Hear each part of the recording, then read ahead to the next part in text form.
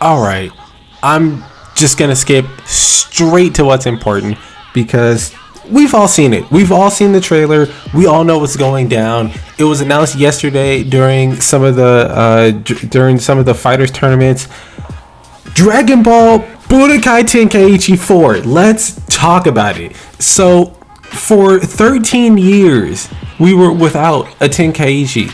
Budokai Tenkaichi 3 came out. They tried to release Ultimate Tenkaichi, which was obviously not the same thing. But fans have not only loved Tenkaichi 3, myself included, but we have always wanted a Tenkaichi 4. And this was years ago, back when Z was already over and there was no Super. GT was already completed. We were getting no new Dragon Ball content. We just wanted a sequel game that either gave us more what ifs, that gave us, more of that classic Dragon Ball Tenkaichi feel, because that was the best Dragon Ball fighting game to exist, and it still is, in my opinion. I know a lot of people say that Fighters is one of the best, but mechanically, as far as giving you that feel of actually being in a Dragon Ball Z situation, I personally feel like the Tenkaichi games did the best as far as the experience goes. Now, what I want to talk about is the potential that this game has. Of course, considering what's been announced for the game, just this small little trailer here that I'm showing,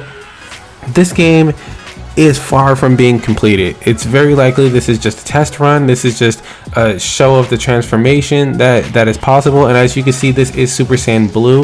So this is going to continue from Z and continue on through Dragon Ball Super. Now, in my opinion, I feel like it wouldn't make sense to give it the same naming convention of Dragon Ball Z Budokai Tenkaichi.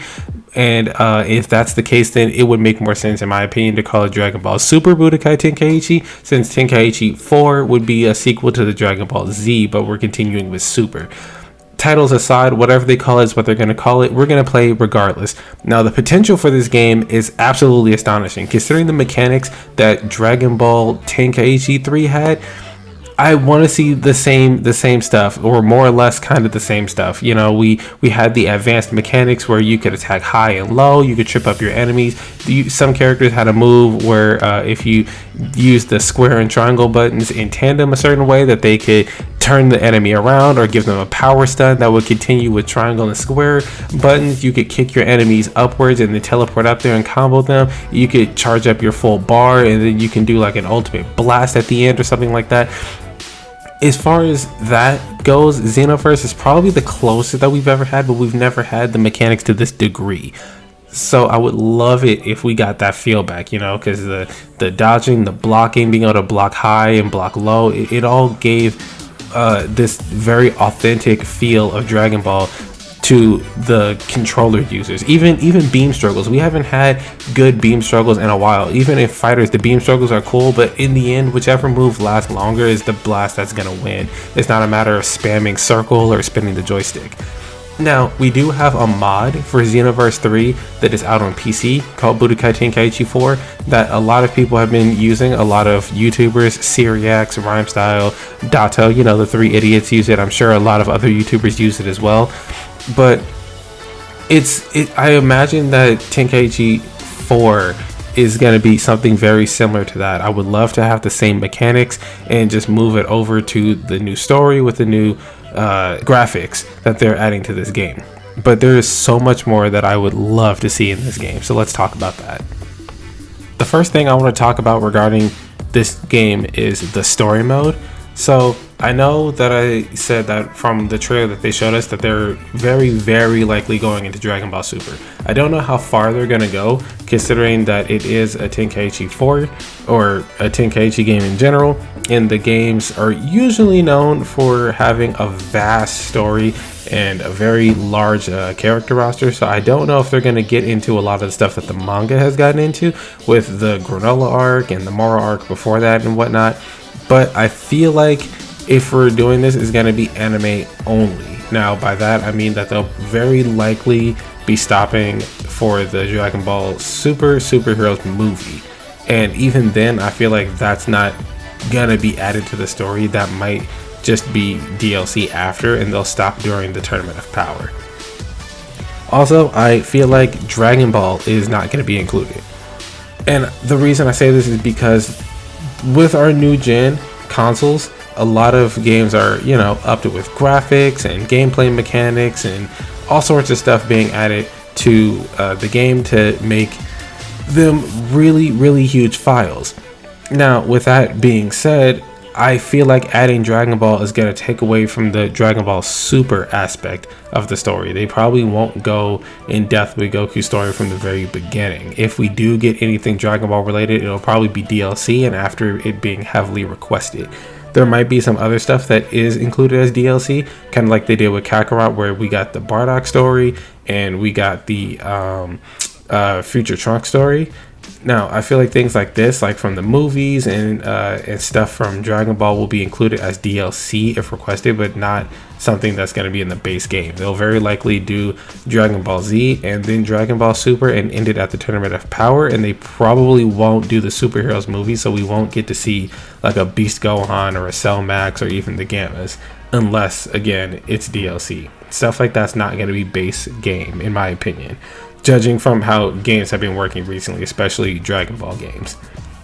Now, that's not to say that we won't get to see any of that stuff. I'm just saying that the opportunity for it is drastically low. It's not something that you're going to see day one of the game when you start playing through the story. I personally feel like, again, they're going to stop at the Tournament of Power arc. Now, next thing I want to talk about is gameplay mechanics.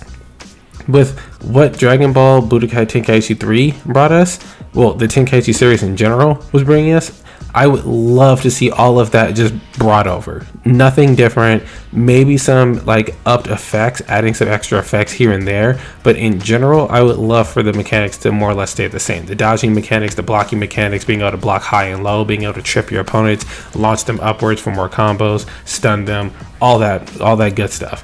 And different variations of your characters. I would also like to see, kind of like how Xenoverse, when you pick your character, you have like three or four different versions of the character you can pick with different moves on them and different transformations. That is something that I would also like to see.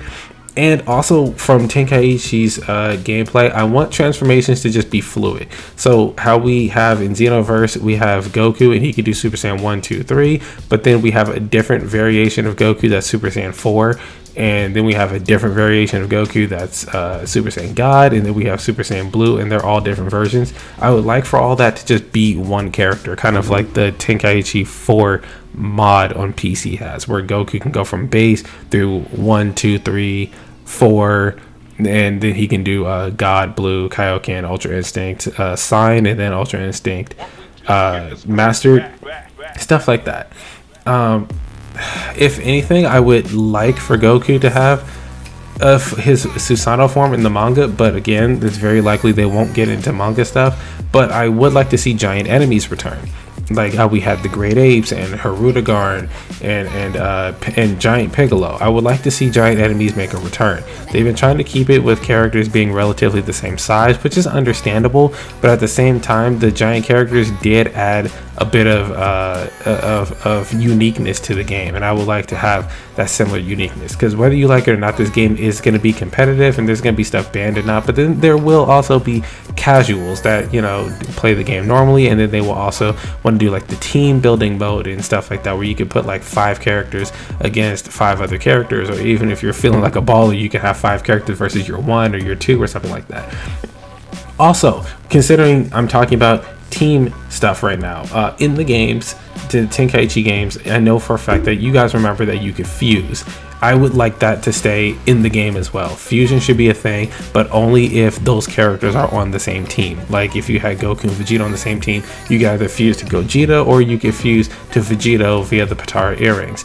If there is a gear system, then I guess just equip the Potara earrings to both of your characters and then you can do that. But if there's not a gear system, whatever.